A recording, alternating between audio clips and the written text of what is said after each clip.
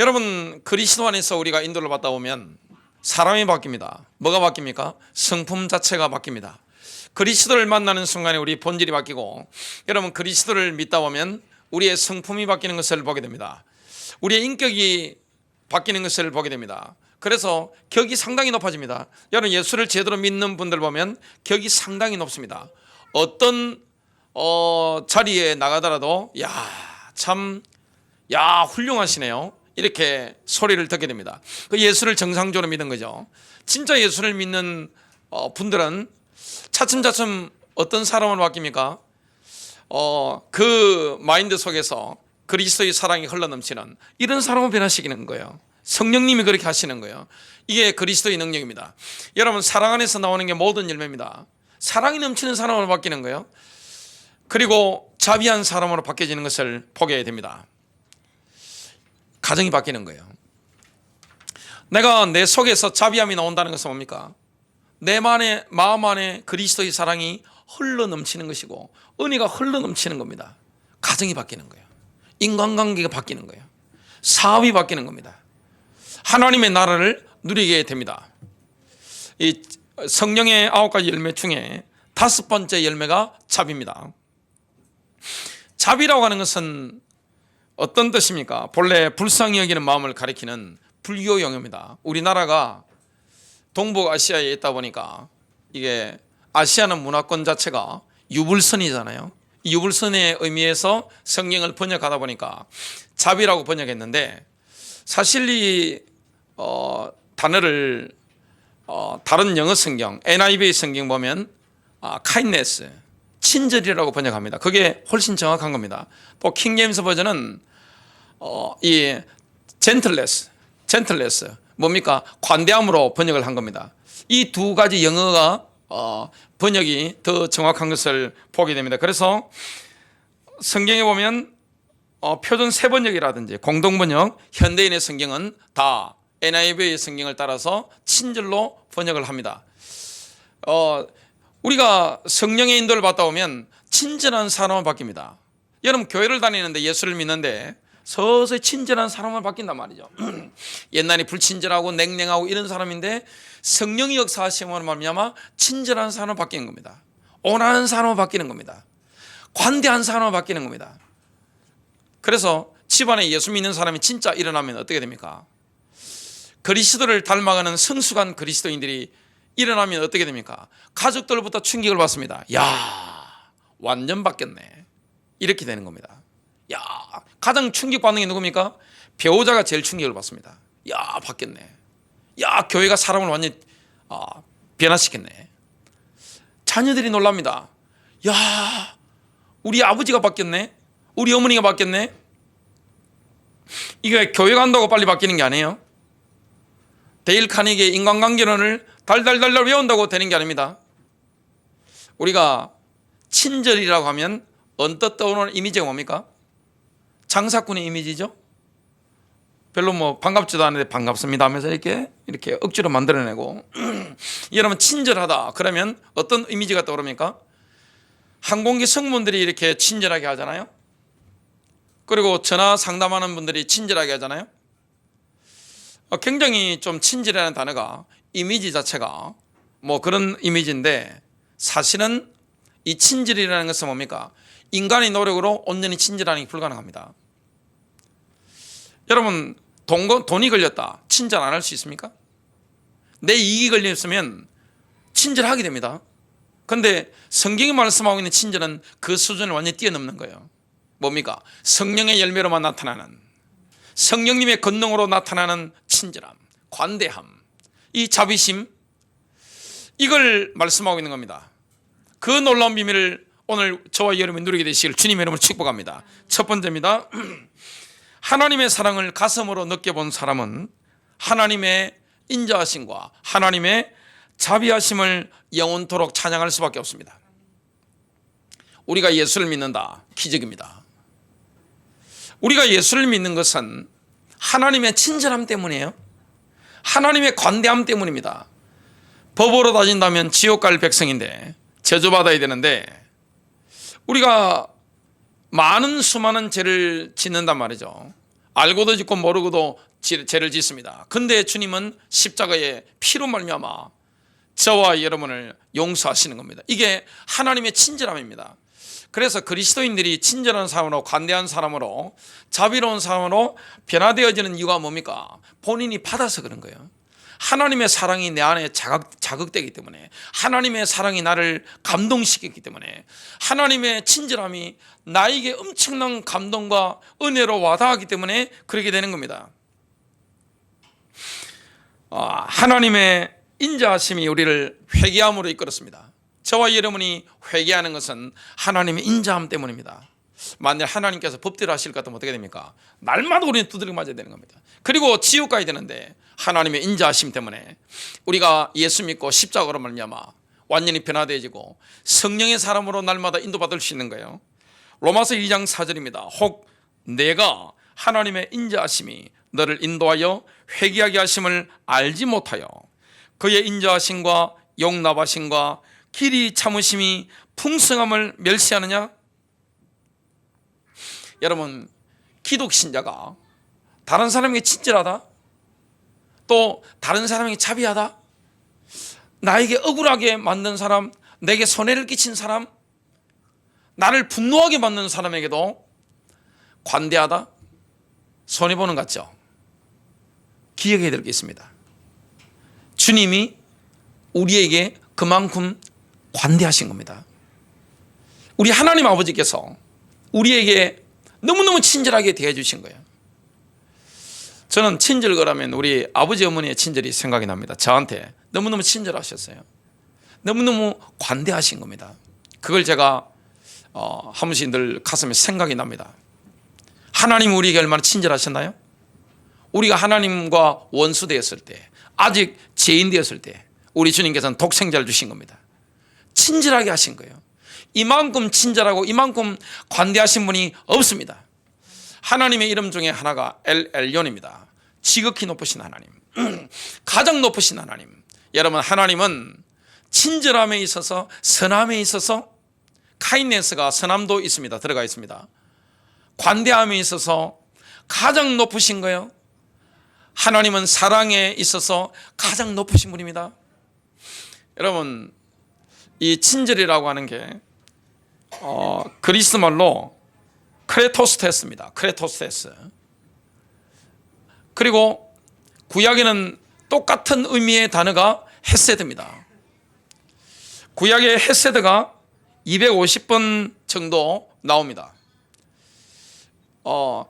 이 하나님은 우리에게 뭘 베풀어 주신 겁니까? 헤세드의 은혜를 주신 겁니다. 헤세드라고 하는 것은 자기 백성을 끝까지 지키시는 하나님의 언약적인 사랑입니다. 하나님은 하나님의 백성을 끝까지 지키시는 겁니다. 그리고 끝까지 회개시키는 겁니다. 여러분, 이스라엘 백성들을 보면 하나님 살아계신 걸 알 수 있어요? 여러분, 하나님 살아계신 걸 알려면 이스라엘을 보시기 바랍니다. 그게 헤세드예요. 하나님은 한번 이렇게 자기 백성, 택한 백성 삼으셨다면 어떻게 됩니까? 또 관대하게, 또 친절하게, 회개할 수 있도록 자꾸만 이끌어 주시는 겁니다. 주님 죄송합니다, 용서해 주세요 하면 또 뭐합니까? 또 용서하시고 또 은혜 주시고 또 회복시켜 주시고 우리를 정결케 하시고 변화시켜 주시고 능력의 사람, 하나님의 사람으로 살아갈 수 있도록 날마다 만들어 주시는 거예요. 이게 얼마나 큰 은혜입니까? 우리가 다른 사람에게 관대하고 친절할 수 있는 것은 뭡니까? 그 하나님의 사랑을 늘 가슴으로 느끼기 때문입니다. 이 성령의 은혜입니다. 이걸 느끼지 못하면 남에게 이걸 친절할 수가 없어요. 내가 받아봤기 때문에, 내가 하나님의 그 크신 사랑을 받아봤기 때문에, 내가 하나님의 친절함과 관대함을 내가 너무너무 경험했기 때문에 우리가 망해야 되는 자리에 주님이 우리를 긍휼히 여기시고 우리를 용서하신 거예요. 회복시켜 주신 거예요. 존귀하게 만들어 주신 거예요. 이걸 우리가 경험하고 알고 있습니다. 여러분, 구약의 선지자들과 신약의 사도들이 수천 년 동안 경험한 하나님은 자비하신 하나님입니다. 성경에 신구약 성경을 통틀어 가지고 하나님의 이름 앞에 붙이는 단어가 있습니다. 가장 많이 붙은 단어가 뭡니까? 자비하신 하나님. 구약 성경도 마찬가지고 신약 성경도 마찬가지고 항상 붙어 나오는 겁니까? 자비하신 하나님. 하나님은 자비로우신 거예요. 하나님은 하나님의 백성에게 친절하신 거예요. 하나님은 하나님 백성에게 너무너무 관대하신 거예요. 회개할 기회를 이렇게 늘 허락하시는 거예요. 그리고 인내하시는 거예요. 회개하도록 하나님과의 관계가 회복되도록 주님이 뭐합니까? 관대하게 참으시고 사랑하시니까. 여러분, 사랑이 있으면 친절할 수 있습니다. 사랑하면 친절이 나옵니다. 여러분, 성령의 열매 9가지가 다 사랑의 열매입니다. 사랑입니다. 사랑하면 친절할 수가 있는 거예요. 사랑하면 관대할 수 있는 거예요. 사랑하기 때문에 자비로울 수가 있는 겁니다. 여러분, 아버지가 얼마나 자비롭습니까? 육신의 아버지도 자녀를 사랑하는 아버지가 그 자녀에게 얼마나 자비로워요? 얼마나 친절해요? 얼마나 관대합니까? 그것은 누구를 닮았기 때문입니까? 하나님 아버지를 닮았기 때문입니다. 그래서 여러분들 하나님 아버지의 관대함과 친절함을 보려면 육신의 아버지를 봐야 됩니다. 근데 많은 이 땅의 아버지들이 그렇지 못한 게 참 문제죠. 구약 성경 눈물의 선지자가 있습니다. 예레미야입니다. 예레미야 시대 때 이스라엘은, 유다는 하나님을 배반했습니다. 막 떠나가는 거죠. 야, 여러분 성경을 읽어보시면 이스라엘 백성들 보고 선지자들이 뭐라 합니까? 패역한 백성이여 그럽니다. 은혜를 모른단 말이죠. 은혜를 모릅니다. 여러분, 인간은 은혜를 몰라요. 아니 배은망덕하게 말이야. 아니 은혜도 모르고 말이야. 인간은 은혜를 모릅니다.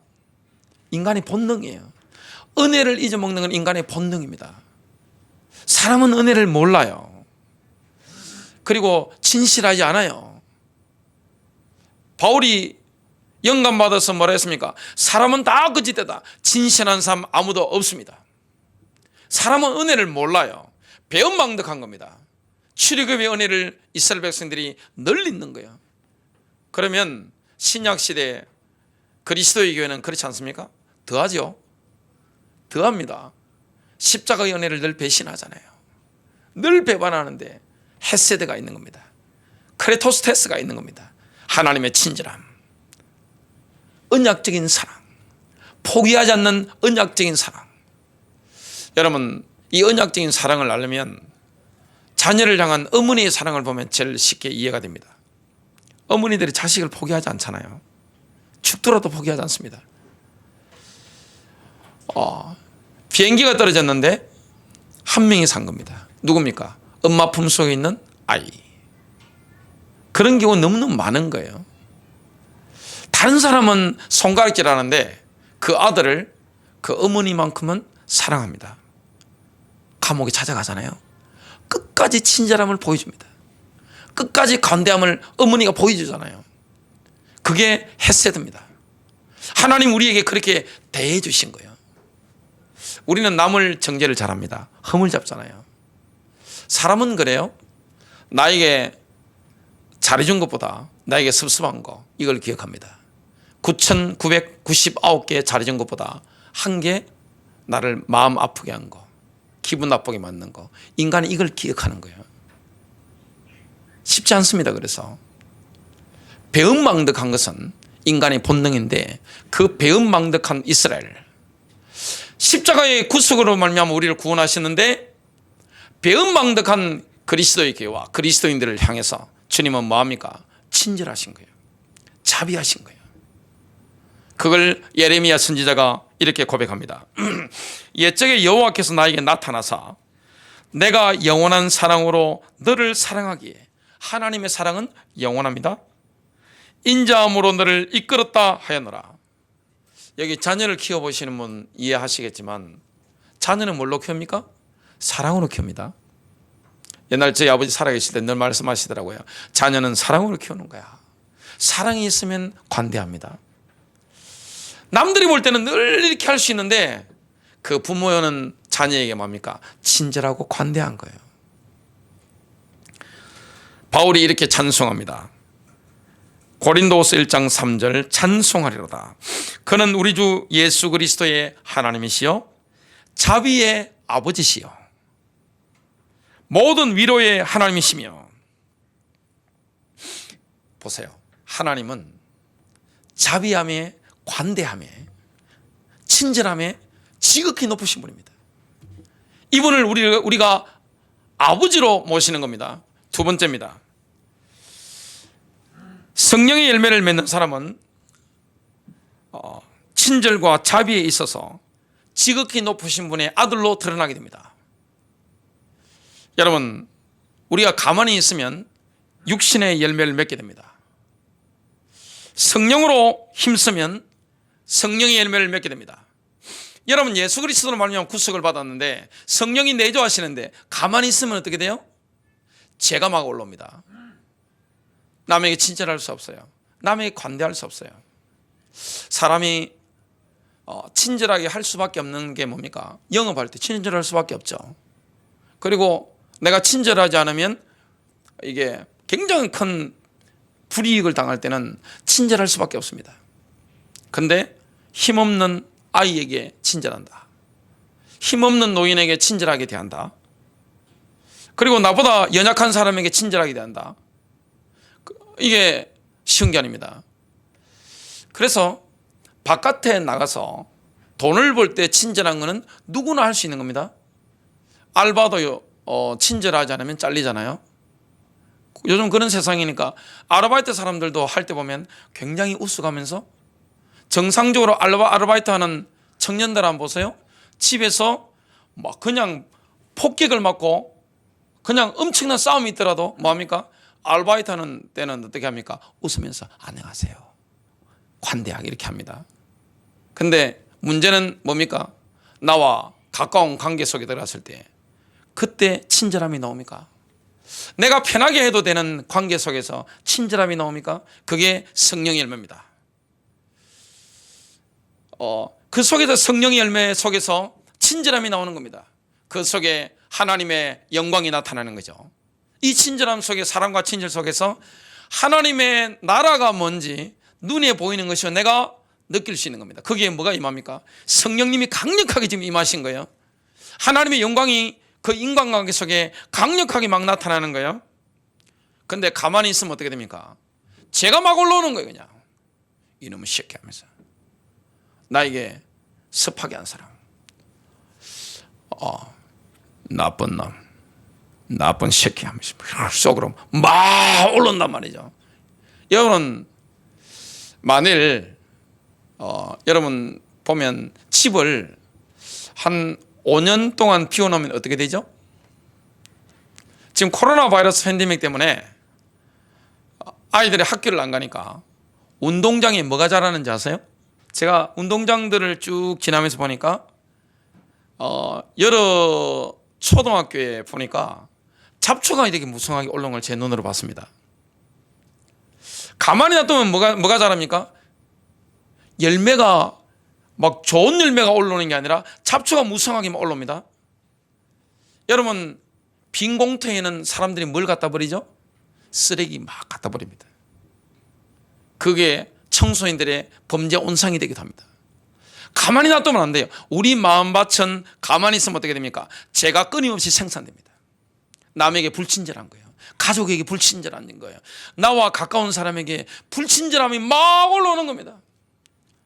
하나님 나라를 누릴 수가 없는 거예요. 그래서 우리가 이 성령의 열매를 맺으려고 한다면 성령을 따라 행해야 될 줄로 믿습니다. 갈라디아서 5장 16절부터 17절, 내가 이르노니 너희는 성령을 따라 행하라. 그리하면 육체의 욕심을 이루지 아니하리라. 육체의 소욕은 성령을 거스르고 성령은 육체를 거스르나니 이 둘이 서로 대적하므로 너희가 원하는 것을 하지 못하게 하려 함이니라. 여러분, 성령을 따라 행하려면 주님이 포도나무, 우리는 가지기 때문에 포도나무에 뭐합니까? 딱 붙어 있으면 됩니다. 기도로 붙어 있어야 됩니다. 말씀 묵상으로 우리가 늘 진액을 받아 먹게 되는 겁니다. 늘 하나님께 순종함으로 주님과의 관계가 원활하게 되어지면 어떻게 됩니까? 요한복음 15장 5절, 나는 포도나무에 너희는 가지라. 그가 내 안에 내가 그 안에 거하면 사람이 열매를 많이 맺나니 나를 떠나서는 너희가 아무것도 할 수 없습니다. 우리가 이 성령의 인도를 받아서 성령의 열매를 맺어가면 저절로 관대한 사람으로 바뀝니다. 굉장히 친절한 사람으로 바뀝니다. 쉽게 말하면 젠틀한 사람으로 바뀌는 거예요. 킹제임스 번역이 나오는 것처럼 젠틀한 사람으로. 뭐합니까? 성령 인도를 받는 사람은 젠틀맨이 되는 겁니다. 굉장히 격이 높은 사람이 되고 가는 곳곳마다 화합이 일어나고 가는 곳곳마다 사람을 살리는 이런 관대한 사람, 친절한 사람으로 변화되어집니다. 한국은 아시아 문화권이니까 유교 문화권이죠. 근데 영국이나 이런 데 보면 기독교 문화권이 강하기 때문에 이 마인드가 좀 다른데, 기독교 문화일수록 누구를 보호합니까? 차 내릴 때 누구에게 배려합니까? 의자에 앉을 때 여성에게 배려하잖아요. 또 아이에게 배려하잖아요. 이게 딱 박혀 있잖아요. 2차 대전 이게 연합군이 거의 이기게 되는 시점에 카이로 회담이 열렸습니다. 거기에 세계 3대 거두가 모였습니다. 전후 질서를 이렇게 논의하는 자리인데, 당연히 미국의 루즈벨트 대통령이 참석하죠. 그리고 대영 제국의 수상 처칠 수상이 참석했죠. 영국의 장개석 총통이 참석한 겁니다. 그때 장개석 총통이 영어를 못하니까 통역 겸 외교 고문으로 이 송시자매의 막내 송미령 여사가 참석을 하게 된 겁니다. 근데 이 미국의 루즈벨트 대통령은, 미국도 그 당시에는 이 남녀 차별이 좀 심하기 때문에 이 삼거두가 있고 장개석의 부인 영부인이 이렇게 참석하려고 하니까, 아니 옆에 앉으려고 하니까 여자가 앉는 걸 싫어한 겁니다. 그때 영국의 이튼 스쿨 나온 신사도를 배운 젠틀맨 처칠 수상이 어떻게 하느냐, 그러면 제 옆으로 오시죠 해가지고 옆으로 해가지고 사진 찍은 걸 제가 조금 전에 눈으로 확인하고 올라왔습니다. 근데 우리나라는 어떻게 합니까? 옛날 그 사진들 한번 보세요.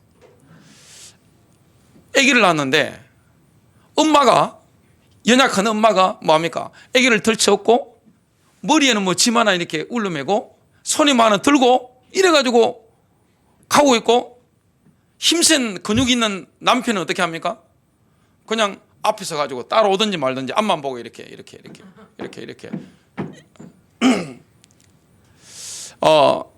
근데 성령의 사람은 특징이 뭡니까? 내가 은혜를 받을수록, 내게 능력이 있을수록 약한 자를 배려합니다. 약한 자에게 친절한 거예요. 그리고 상대방이 뭐합니까? 관대한 거예요. 왜냐?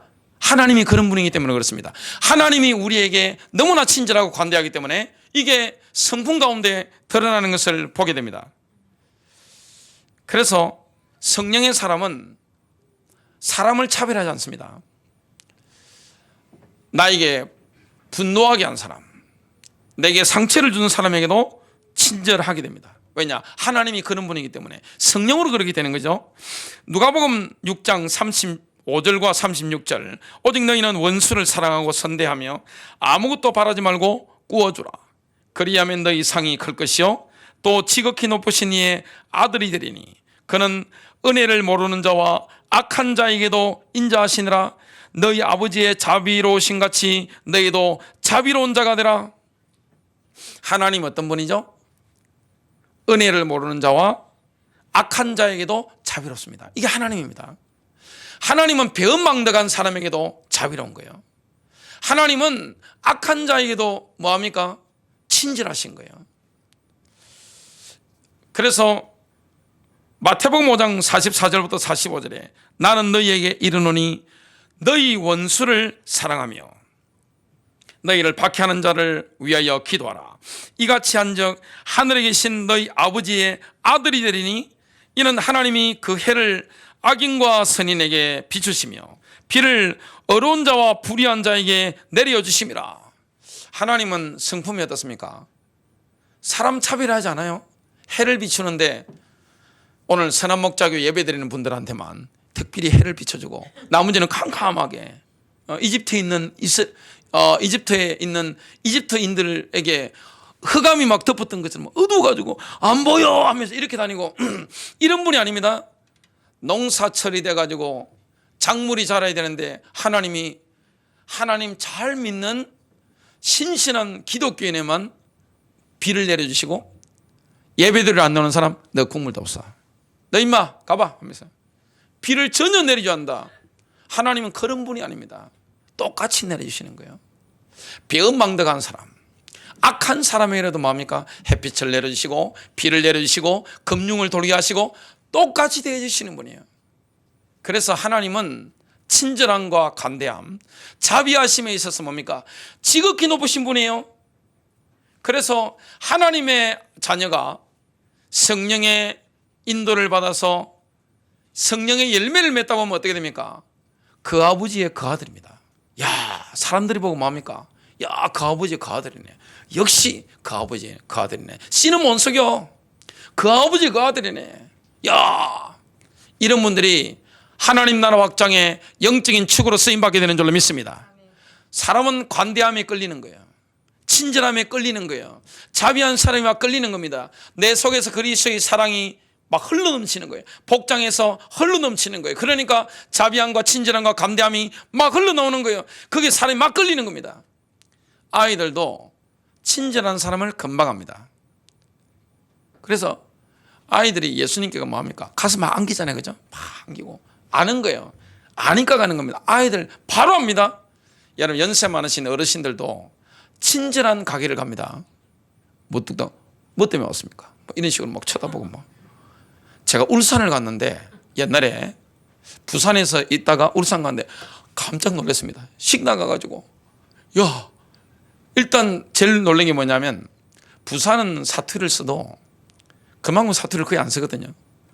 울산 딱 갔는데 뭐 그냥 완전 제가 들어보니까 경상도 그 완전 사투리, 순수한 사투리를 식당 사장님 막 쓰시더라고요. 깜짝 놀란 겁니다. 그리고 얼마나 불친절한지 제가 깜짝 놀란 겁니다. 여러분 어르신들한테 이렇게 친절하게 대하는 그 영업맨들 돈 엄청 법니다. 누가 그 이야기를 하더라고요. 할머니, 할아버지, 특히 할머니 아들한테 아이고 어머니 하면서 이렇게 돈 엄청 나중에 BMW 몰고 다니더라고요. 하나님은 우리를 관대하게 대해주셨습니다. 그러니까 그 사랑이 나를 자극하니까 그게 나에게 감동을 주니까 성령의 열매를 맺는 사람도 관대한 사람, 친절한 사람, 의도적으로 만들어내는 게 아닙니다. 나와 가장 가까운 사람에게 늘 친절한 거예요. 가족들에게 친절한 겁니다. 연약한 자에게 친절한 거예요. 힘이 없는 사람에게 관대함으로 하는 겁니다. 이게 손해 보는 것일까요? 전혀 그렇지 않습니다. 생명의 원리이기 때문에 이게 다 돌아오는 겁니다. 인간관계 폭도 넓어지고 돈도 봅니다. 많은 사람을 살리는 이런 역사가 일어납니다. 마지막 세 번째입니다. 신구약 성경에서 자비와 친절의 대명사로 불리는 모델은 제가 뽑은 세 명은 첫 번째가 보아스고 두 번째는 다윗이고 세 번째가 예수님 말씀하신 선한 사마리아인입니다.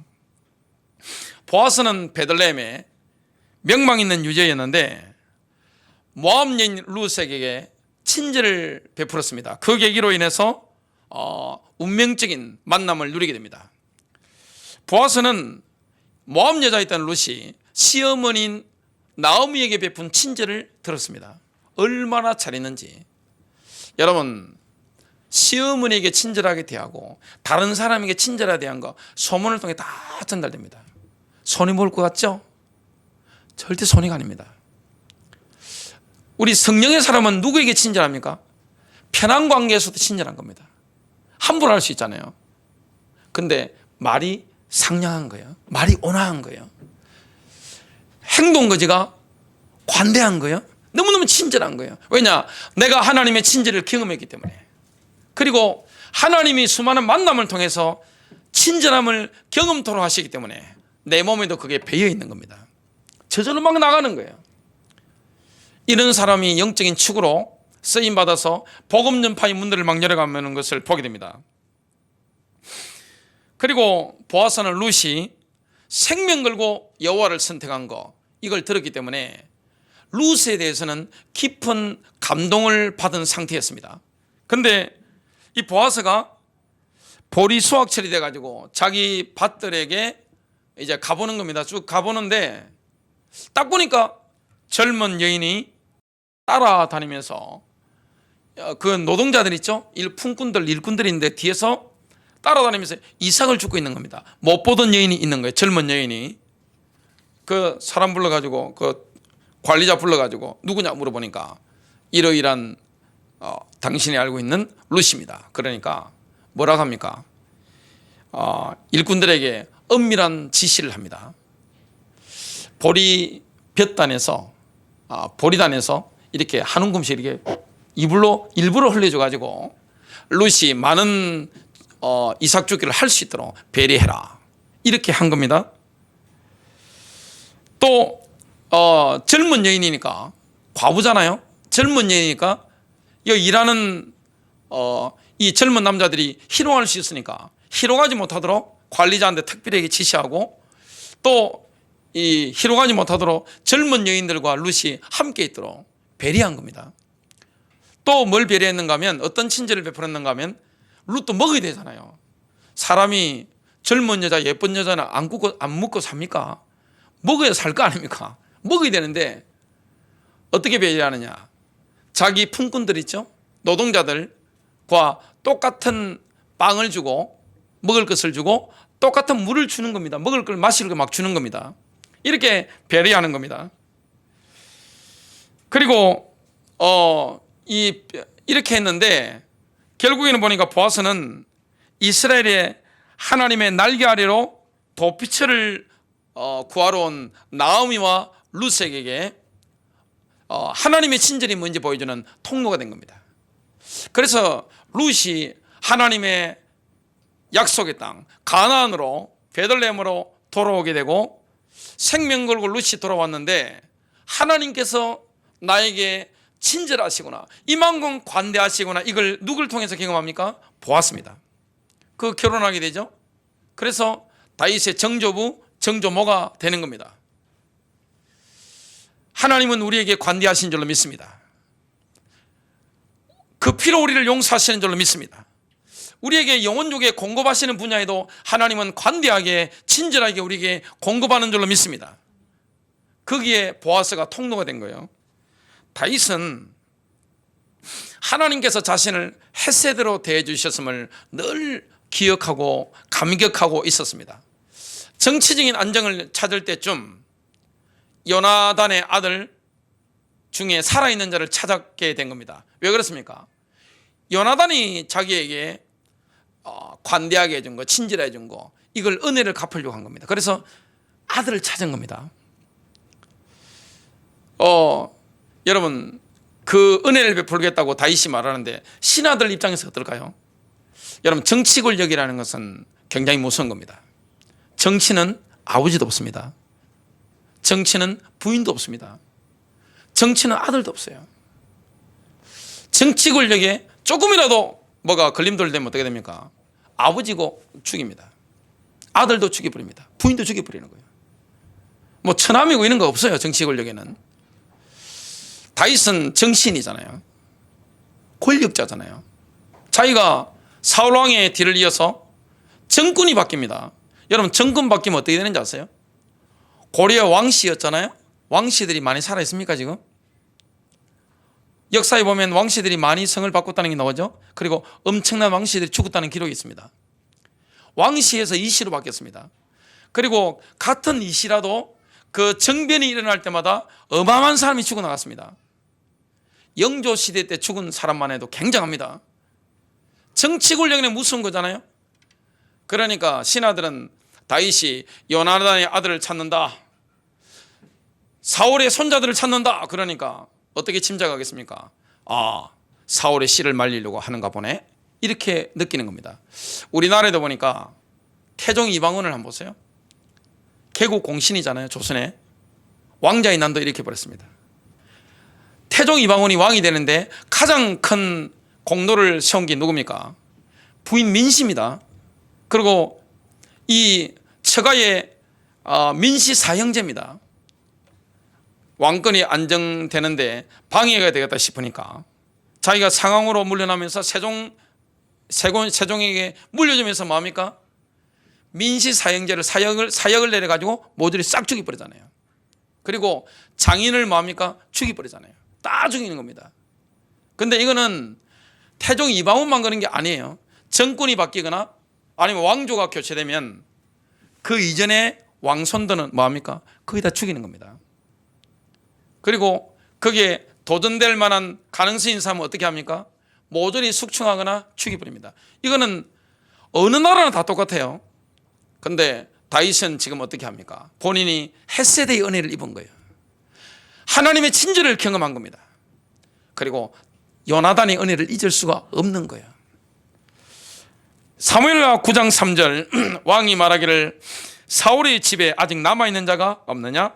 내가 그에게 하나님의 인자를 베풀리라 하니 카인네스죠. 시바가 왕에게 말하기를 요나단에게 아직 한 아들이 있는데 그가 다리를 저나이다 하더라. 왜 다리를 절죠? 사울이 죽었을 때, 요나단이 죽었을 때 유모가 머비보셋을 안고 뛰다가 떨어뜨려 버린 겁니다. 그래서 그때가 5살인데 5살 아이가 떨어졌는데 이게 다리가 영혼이 불구자가 된 거예요. 쩔뚝쩔뚝 하는 거예요. 그리고 자기가 왕족임을 숨기고 산 겁니다. 근데 왕이 찾으려 하면 모든 정보력이 동원되잖아요. 찾아낸 겁니다. 7절 그러자 다윗이 그에게 말하기를 머비보셋 보고 말합니다. 잠깐 죽잖아요 지금. 두려워 말라. 내가 내 아버지 요나단을 인하여 너에게 반드시 친절을 베풀 것이며 카인했습니다. 이게 헤세드입니다. 내가 내 조부 사울의 모든 땅을 내게 돌려줄 것이니라. 이 정치에 대해서 조금 관심 있는 분들은 이거 거의 불가능한 일입니다. 이전 왕조의 손자예요. 그것도 직계입니다. 그리고 나라가 100% 안정된 게 아니에요. 지금 전쟁을 하고 있습니다. 외국하고. 근데 이걸 하는 겁니다. 관대한 거예요 지금. 땅을 다 주는 겁니다. 재산 다 돌려주는 거예요. 또 내가 계속해서 내 식탁에서 빵을 먹을지니라 뭐합니까? 교제하는 겁니다. 왕자처럼 대접받는 거예요. 세 번째 친절의 모델은 예수님 말씀하신 선한 사마리아인 비유입니다. 누가 진정한 이웃입니까? 여러분 진정한 이웃이 누구인가요? 저는 제가 살아오면서 제 이웃이 누군가 압니다. 누구겠어요? 제가 위기를 만났을 때, 어려움 만났을 때 저에게 친절을 베푸신 분, 그게 제 친구입니다. 제 기준은 뭐 핏줄 리는 거 없어요. 이렇게 학교 같이 다니고 이런 거 없습니다. 여러분의 친구가 누굽니까? 내가 가정 어려움을 당할 때 나에게 영적으로, 혼적으로, 물질적으로 그리고 사회 관계적으로 내게 친절을 베푼 사람, 나에게 관대하게 해준 사람. 그래서 그리스도인의 공동체는 뭡니까? 친절한 공동체, 관대한 공동체. 나의 원수도 내가 뭐합니까? 내가 하나님 원수였는데 주님이 나에게 친절을 베푸셨기 때문에 그게 내가 늘 감격하고 눈물 흘리고. 제가 이 설교 준비하다가 어제 굉장히 많이 울었어요. 왜 울었겠어요? 하나님의 친절하심. 야, 나 같은 죄인을, 우상숭배하던 저를 주님이 피로 값주고 사시고 긍휼히 계시고 하나님 말씀 전하는 사역자로 이렇게 쓰시고 인도하시는 거 너무너무 감동되는 거예요. 그러니까 그 누구에게도 제가 친절을 베풀 수가 있는 거예요. 왜냐? 하나님의 사랑이 저를 강권하시기 때문에, 하나님의 자비하심, 친절하심이 너무 제 복장에서 올라오기 때문에 관대할 수밖에 없는 거예요. 여러분, 내게 상처 준 사람에게 관대하십니까?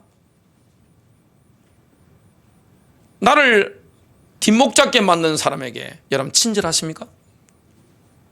쉽지 않습니다. 그죠? 내 속을 완전히 뒤집어 놓은 배우자에게, 자녀에게 여러분 관대하십니까? 부모의 큰 실수가 뭡니까? 자녀를 내 마음대로 할 수 있다고 착각하는 겁니다. 하나님의 기업인데 함부로 말하면 되겠어요? 자녀가 어리다고 해서? 그러면 안 되는 거예요. 우리가 뭐 해야 됩니까? 하나님의 친절이 성령으로 말미암아 나의 언어와 나의 품격을 통해 나가는 거예요. 야, 우리 아버지 진짜야. 우리 엄마 진짜야. 아, 저 집사님은 진짜네. 아, 저 청년은 진짜네. 야, 저 청소년은 진짜네. 진짜로 예수 믿네. 이렇게 되는 겁니다. 복장 자체가 바뀐 거예요. 나의 본질이 바뀐 거예요. 그리고 사람 자체가 바뀐 거예요. 격이 완전히 바뀐 거예요. 그래서 성령의 사람들은 뭡니까? 격이 굉장히 높아요. 그 수준이라는 것은 세상 사람이 못 따라오는 겁니다. 종교적인 노력으로 불가능한 겁니다. 종교적인 노력은 뭡니까? 사람 앞에서만 가능합니다. 근데 이거는 주님이 주시는 겁니까? 성령이 내 안에 사시는 거예요. 사랑과 친절함이, 자비함이, 관대함이 막 올라오는 겁니다. 누가 여러분의 이웃입니까? 핏줄입니까? 그렇지 않습니다. 만일에 돈이 있어 보세요. 자, 형제 간에도 유산 상속. 아이고 아버지, 여기서 있었던 일입니다. 이게 군포에 3번 신도시에 큰 병원이 있습니다. 거기서 장례식이 벌어진 겁니다. 장례식장에서 지팡이 짚고 하잖아요. 머리 쓰고 아이고 아버지 하다가 장례식 중에 그러고 형님 동생 왜 그러는가, 재산 있잖아요 하다가 이 형제가 뭐 한지 아세요? 갑자기 아이고 형님, 아이고 아버지 그러다가 그 지팡이 짚고 있잖아요. 장례식에 지팡이를 둘 다 검도하듯이 이렇게 딱 든 겁니다. 이래가지고 이놈의 새끼, 아니 형님 하면서 뭡니까? 그냥 사정없이 형이고 동생을 때려 죽이려고 그냥 막 휘두르는 겁니다. 몇 팝을 휘둘렀느냐? 10팝을 휘두른 겁니다. 10번을. 그 사람들이 저기다가 장례식장에서 아이고 아버지 그러다가 재산 때문에 뭡니까? 10번을 갖다가 막 죽이려고 막 때리는데 그게 이웃입니까? 핏줄이라고 이웃이 아니에요. 내가 진짜 어려울 때 있죠. 내 마음이 힘들 때, 내 상황이 너무 어려울 때, 내가 내 입장이 루시 될 수도 있고 내 입장이 나오미가 될 수 있는데 보아스를 보세요. 그리고 내가 지금 정치적으로 굉장히 위기 만났는데 다윗을 보십시오. 정적입니다. 정적의 손을 딱 잡아주고 살도록 도와주는 겁니다. 선한 사마리아는 어떻게 됩니까? 어떤 사람이 예루살렘으로서 여리고로 내려가는데, 예루살렘은 제일 높으니까요. 강도떼를 만났는데 뭡니까? 얼마나 두드려봐 반 죽이면, 진짜 그 성경 보니까 반쯤 죽었다고 그랬습니다. 근데 제사장 레인 보고 본측만측하는 거예요. 근데 제사장 레인이 멸시했던 사마리아 사람이 뭡니까? 다 자기 나귀에 태우고 자기는 걸어갔겠죠? 주막 여관이라고 하는데 거기로 데려가가지고 주막 주인한테 뭡니까? 치료해 주세요. 그리고 내가 돈이 더 들면 내 돌아오는 길에 모든 돈 내가 다 지불하겠습니다. 이렇게 한 겁니다. 여러분, 어려움을 당해보면 나의 이웃이 누군지 압니다. 진짜 어려움 당해보세요. 형제가 어디 있어요? 핏줄? 없습니다. 그런 거. 인생 살아보신 분 압니다. 근데 그때 하나님의 은혜로 나에게 친절하게 해주는 사람들이 있습니다. 분명히. 여러분 기도하십시오. 너무너무 인생이 어렵다. 기도하십시오. 영혼육에 여러분에게 관대한데 보아스처럼 하나님이 그런 사람 보내는 거예요. 내가 받았기 때문에 뭡니까? 내가 다른 사람에게도 친절한 거예요. 심지어 원수에게도.